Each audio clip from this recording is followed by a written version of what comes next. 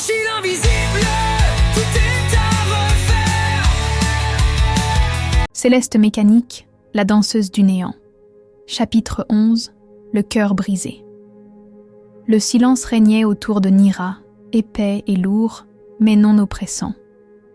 Une étrange paix baignait l'espace, un calme presque irréel. Pourtant, au fond de son cœur, elle sentait que l'heure était venue d'affronter la dernière épreuve. Une épreuve qui ne serait ni de force, ni de savoir, mais de vulnérabilité. La clé de son avenir résidait dans l'acceptation de sa propre fragilité. Elle s'avança lentement, chaque pas semblant l'éloigner du monde qu'elle avait connu. Un écho faible, presque imperceptible, battait en elle, comme un rythme de cœur que le monde extérieur semblait avoir oublié. Au loin, une lumière douce se levait, tremblante, fragile, comme une flamme vacillante dans l'obscurité. Ce n'était pas un objet, ni une chose, mais une forme mouvante. Un cœur, mais pas celui de la Nira qu'elle avait toujours été. Ce cœur semblait brisé, ses pièces éparpillées, mais il battait encore, lentement, inlassablement, dans la lumière tremblante de la nuit. Nira s'approcha avec précaution, une sensation étrange lui nouant la gorge. Chaque battement du cœur brisé résonnait en elle, comme une vibration intérieure qui réveillait des souvenirs enfouis. Des fragments de son passé, des instants de douleur qu'elle n'avait jamais voulu revivre, remontaient à la surface. Elle se souvint de ses luttes, de ses choix, de ses renoncements. Des moments où elle avait dû se briser, par peur, par amour ou par colère. Elle s'agenouilla devant le cœur brisé, le fixant longuement. Un souffle lourd s'échappa de ses lèvres. Pourquoi cela ? Pourquoi ce cœur brisé ? La lumière dansa une dernière fois, et, dans le reflet de cette flamme vacillante, une image apparut. C'était elle, mais différente. Une Nira plus jeune, plus vulnérable, se tenant devant un autre cœur brisé. C'était la même scène, mais dans un autre monde, une autre vie. « Tu crois que la brisure est la fin ?» dit une voix, douce et calme, comme une caresse. Mais elle est la voix.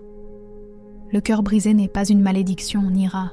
C'est une invitation à aimer sans condition, à aimer même ce qui est imparfait, ce qui semble fissuré et inachevé. Nira baissa les yeux vers son propre cœur. Il battait toujours, fort, plein de vie. Mais à cet instant précis, elle comprenait. Ce cœur brisé qu'elle contemplait n'était pas un fardeau à porter, mais une réalité à embrasser. Elle avait longtemps cherché la perfection, l'idée d'un cœur intact, sans faille. Mais la perfection n'était qu'une illusion.